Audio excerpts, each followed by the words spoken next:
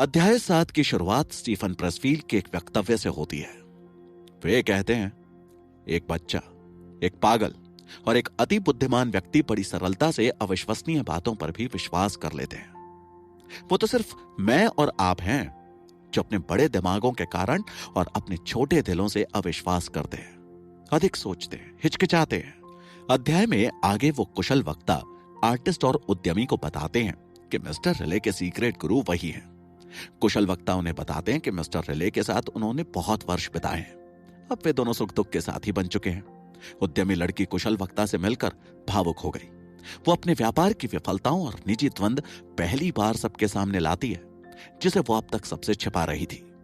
वो कुशल वक्ता को शुक्रिया कहती है कि उनकी बातों की वजह से वो अपने जीवन को फिर से शुरू कर पाने का निर्णय ले सकी। कुशल वक्ता ये जानकर खुश हुए कि उन्होंने एक लड़की के आत्महत्या के विचारों को दूर करने में सहायता की।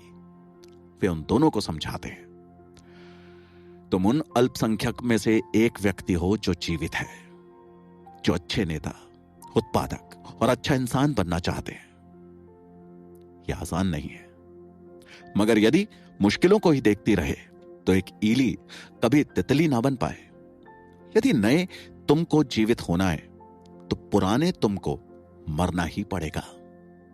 वे आगे कहते हैं, मैंने ऐसे भी लोग देखे हैं जो चाहते हैं कि उनका मोटापा कम हो तो वे दौड़ना शुरू करें। ये वैसा ही है जैसे कर्मचारी का अच्छा काम करने के लिए मैनेजर बनने की प्रतीक्षा करना।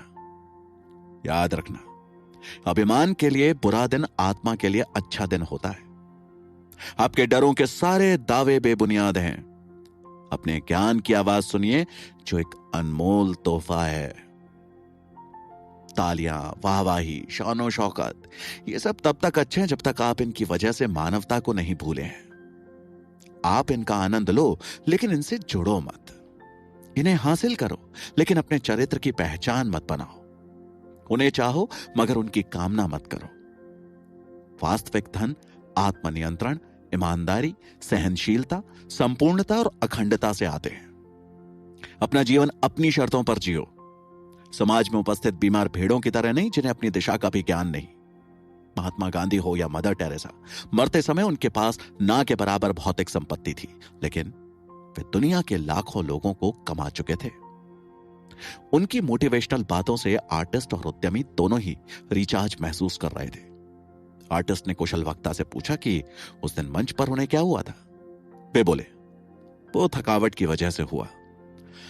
यात्राएं मुझे थका देती हैं, लेकिन सिर्फ एक ही चीज है जो मुझे रुकने नहीं देती, लोगों की मदद करना, ताकि वे अपनी आत्मशक्तियों को पहचान कर अपना हित कर सके।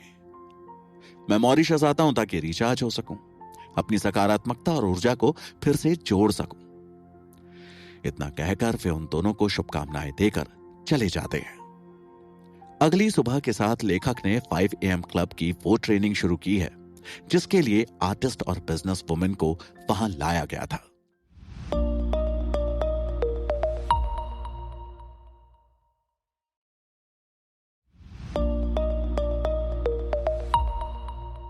अरस्तु ने कहा था, बहुत अच्छा होता यदि हम सूर्योदय से पहले उठ जाते, क्योंकि इस प्रकार की आदतें हमारे स्वास्थ्य में, धन और बुद्धिमत्ता में सहयोगी बनती है। इसी कथन के साथ अध्याय 8 शुरू होता है। मिस्टर रिले अपने